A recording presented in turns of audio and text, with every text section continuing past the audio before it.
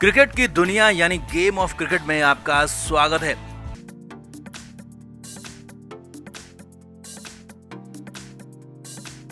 भारत और ऑस्ट्रेलिया के बीच इंदौर में खेला जाने वाला तीसरा टेस्ट मैच जैसे जैसे नजदीक आ रहा है, कंगारू टीम की धड़कनें बढ़ती जा रही हैं। ऑस्ट्रेलिया के कोच और कप्तान की रातों की नींद उड़ गई है, दिन का चैन हराम है। नेट्स पर प्रैक्टिस कर नहीं पा रहे हैं तो प्लानिंग बना नहीं पा रहे हैं क्योंकि 11 खिलाड़ी तक पूरे नहीं हुए हैं। जी हाँ, ऐसा ही कुछ हो रहा है ऑस्ट्रेलियाई टीम के साथ, क्योंकि ज्यादातर खिलाड़ी पीठ दिखाकर या तो घर ऑस्ट्रेलिया वापस चले गए या फिर खुद को चोटिल बताकर अनफिट हो चुके हैं। और इसीलिए तो अब ऑस्ट्रेलियाई टीम, ऑस्ट्रेलियाई बोर्ड भारत के सामने, बीसीसीआई के सामने गिड़गिड़ा रहा है। और बड़ी बात यह है कि अब भारत के खिलाड़ी, इंडियन नेट बॉलर इंदौर में ऑस्ट्रेलिया की तरफ से टेस्ट मैच खेलते हुए नजर आ सकते हैं। जी हाँ, ऐसा कुछ होने जा रहा है जो कि इतिहास में पहली बार होगा। तो आपको दिखाते हैं क्या है पूरा मामला। आप इस वीडियो को शेयर करें और कंगारू टीम की इस बुरी और पतली हालत पर कमेंट जरूर करें। तो 1 मार्च से भारत और ऑस्ट्रेलिया के बीच इंदौर में तीसरा टेस्ट मैच खेला जाएगा। अब इस टेस्ट मैच से पहले कंगारू टीम को इतने बड़े बड़े झटके लगे हैं कि 11 खिलाड़ी तक होना मुश्किल हो गया।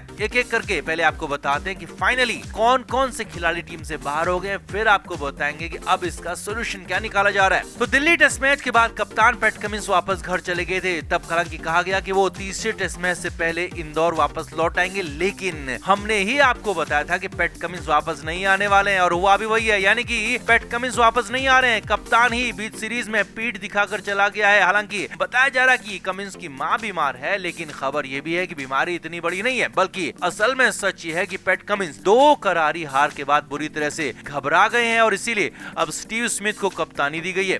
टीम के ओपनर डेविड वार्नर दूसरे खिलाड़ी हैं जो कि टीम से बाहर हो गए हैं। वार्नर की कोहनी में चोट लगी थी, लिहाजा वो बाहर हैं। जबकि तीसरे खिलाड़ी जोश हेजलवुड जो कि पहले से चोटिल थे, अब पूरी तरह से अनफिट घोषित कर दिए गए हैं और घर वापस भेज दिए गए हैं।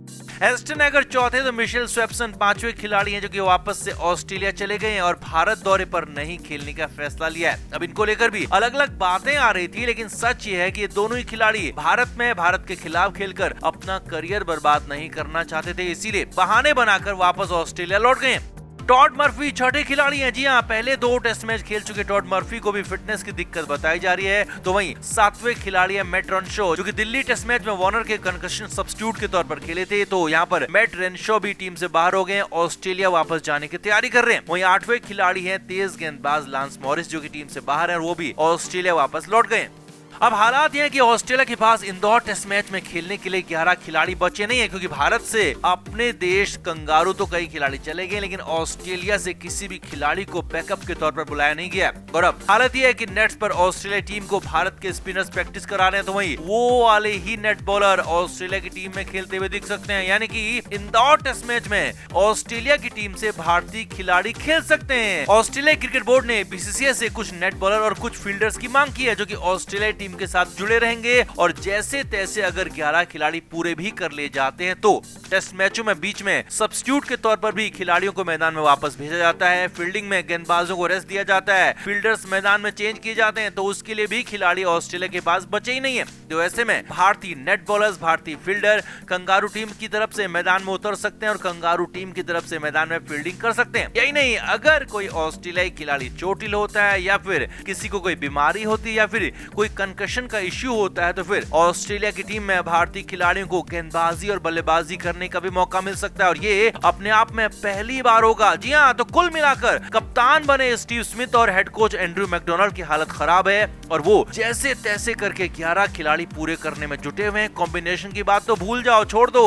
हालांकि कुछ खिलाड़ियों की वापसी भी हुई है। पैट कमिंस की जगह पर मिशेल स्टार्क की टीम में वापसी हो रही, तो वहीं मैट रेनशॉ की जगह तेज गेंदबाजी ऑलराउंडर कैमरून ग्रीन की भी वापसी होगी, क्योंकि दोनों ही खिलाड़ी अब फिट हो चुके हैं। लेकिन हाँ, स्पिनर्स में फिर से संकट आ गया, तो यहाँ पर मजबूरी में ही सही, लेकिन तीसरा तेज गेंदबाज भी खिलाया जा सकता है स्कॉट बॉलैंड के रूप में।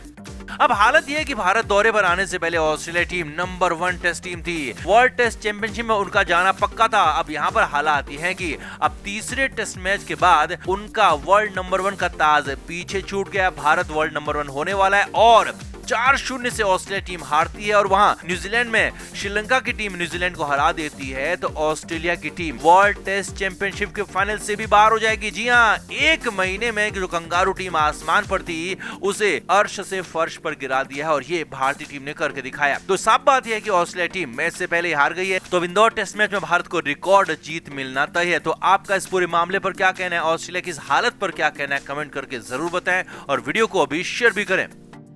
तो ऑस्ट्रेलिया के दिग्गज खिलाड़ी रहे मार्क वॉ ने आइडिया दिया था कि भारत को भारत की धरती पर हराने के लिए पूरी दुनिया के दिग्गज खिलाड़ियों की एक टेस्ट टीम बनानी होगी और इससे टेस्ट मैचों के भविष्य को भी खासा फायदा होगा। और यही नहीं, आईसीसी भी इस पर पॉजिटिव दिख रही है। जी हाँ, आईसीसी भी भारत के खिलाफ वर्ल्ड टेस्ट टीम बनाने की प्लानिंग कर रही है, मैच की प्लानिंग कर रही है और ये मैच जून के बाद कभी हो सकता है, यानी कि वर्ल्ड टेस्ट चैंपियनशिप के फाइनल के बाद भारत के खिलाफ वर्ल्ड टेस्ट टीम मैच खेल सकती है। अब भारत के खिलाफ वर्ल्ड टेस्ट टीम में खिलाड़ियों को चयन को लेकर भी कई तरह की बातें आ रही हैं और यहाँ तक कि खास तौर पर कप्तानी को लेकर संग्राम छिड़ा है। दुनिया भर के दिग्गज आपस में भिड़ गए। असल में मार्क वॉ ने ही इंग्लैंड के कप्तान बेन स्टोक्स को कप्तानी देने की बात भी कही थी और कहा था कि बेन स्टोक्स ही बेस्ट कप्तान साबित होंगे, मगर इसमें 3 और देशों के दिग्गज भी भिड़ गए और बाबर आजम का नाम कप्तानी की रेस में आ गया है। सबसे पहले इस पूरे मामले पर कूदने सामने आए रिकी पॉन्टिंग। जी हाँ, रिकी पॉन्टिंग उस टीम का हिस्सा रहे जिसने 2001 में भारत को सीरीज का पहला टेस्ट मैच तो हराया था, लेकिन हाँ, तब सीरीज जीत नहीं पाए थे। तो अब रिकी पॉन्टिंग का कहना है कि बेन स्टोक्स को भारत में कप्तानी करने का अनुभव नहीं है और बेन स्टोक्स के बजाय ऑस्ट्रेलिया के स्टीव स्मिथ को इस वर्ल्ड टेस्ट टीम का कप्तान बनाया जाना चाहिए, क्योंकि स्मिथ भारत में पहले भी कप्तानी कर चुके हैं और इस बार भी पैट कमिंस के नहीं रहने पर कप्तानी करने वाले हैं और इसीलिए अब पॉन्टिंग के इस नए दावे के बाद नई बहस छिड़ गई है। ऑस्ट्रेलिया के दिग्गज के जवाब में न्यूजीलैंड के साइमन डूल भी कूद पड़े और साइमन डूल ने कहा कि पिछले साल भारत को भारत की धरती पर टेस्ट मैचों में भले ही न्यूजीलैंड की टीम हरा नहीं पाई, लेकिन हाँ, एक टेस्ट मैच को ड्रॉ कराने में कामयाब रही, जो कि दुनिया की दिग्गज टीमें भी नहीं कर पाई थी और उस टीम की कमान केन विलियमसन के पास थी और इसीलिए विलियमसन को ही उस हिसाब से भारत के खिलाफ वर्ल्ड टेस्ट टीम का कप्तान होना चाहिए, अगुवाई करनी चाहिए। हालांकि विलियमसन अब अपने देश की कप्तानी भी छोड़ चुके हैं, लिहाजा उनका दावा थोड़ा सा कमजोर है।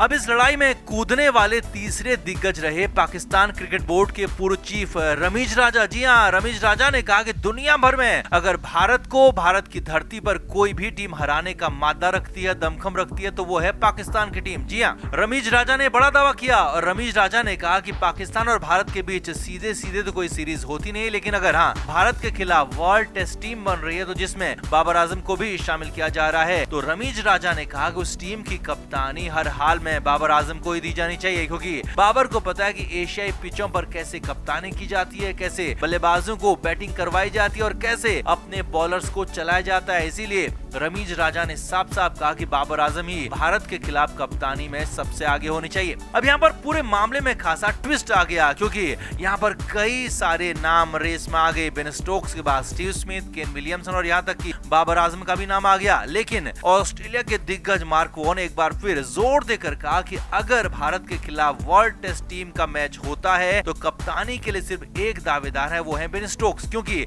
इन दिनों बेन स्टोक्स ही बेस्ट कप्तान है और उनकी कप्तानी में इंग्लैंड कमाल का खेल दिखा रही है। बेन स्टोक्स का पैच बॉल क्रिकेट ही भारत को भारत की धरती पर हरा सकता है और इसके लिए स्टीव स्मिथ, विलियमसन या फिर बाबर आजम के बस की बात नहीं है। अब इन चारों दिग्गजों में वर्ल्ड टेस्ट टीम की कप्तानी को लेकर संग्राम छिड़ गया और साफ साफ लड़ाई हो गई है कि वर्ल्ड टेस्ट टीम की कप्तानी कौन करेगा, कौन भारत के खिलाफ अगवा करेगा। और वैसे अभी रिकॉर्ड के हिसाब से देखा जाए तो बेन स्टोक्स ही सबसे आगे हैं, सबसे बेहतर कप्तान भी साबित होंगे। लेकिन अगर भारतीय पिचों की बात करें, स्पिन फ्रेंडली पिचों की बात करें या फिर स्पिन वाली विकेट पर समझ की बात करें, तो पाकिस्तान के बाबर आजम खासे फायदेमंद साबित हो सकते हैं वर्ल्ड टेस्ट टीम के लिए, क्योंकि पाकिस्तान की पिचें भी लगभग भारत जैसी हैं और इसीलिए उन पिचों पर खेलने का फायदा बाबर आजम को और वर्ल्ड टेस्ट टीम को भारत के खिलाफ मिल सकता है। हालांकि अभी सब कुछ आईसीसी पर निर्भर है। भारत के खिलाफ वर्ल्ड टेस्ट टीम का कोई खाका अभी तक तैयार नहीं है, मैच की तारीख भी अभी तक तय नहीं है, लेकिन हाँ, बस कहें तो पूरे दुनिया में जोर शोर से चल रहा है और जल्दी इन सब की घोषणा आईसीसी की तरफ से हो सकती है। तो आपका क्या मानना है, कौन होना चाहिए इस वर्ल्ड टेस्ट टीम का कप्तान भारत के खिलाफ? आप भी कमेंट बॉक्स में अपनी राय जरूर दें, वीडियो को शेयर भी करें और हाँ, अगर आपको वर्ल्ड टेस्ट टीम देखनी है जो कि भारत के खिलाफ खेल सकती है तो उसके लिए हमारा पिछला वाला वीडियो जरूर देखें। क्रिकेट के हर नए अपडेट के लिए गेम ऑफ क्रिकेट को सब्सक्राइब करें और उसके बाद बेल आइकन को प्रेस करना ना भूलें, ताकि सिर्फ आपको मिले गेम ऑफ क्रिकेट की हर खबर सबसे पहले।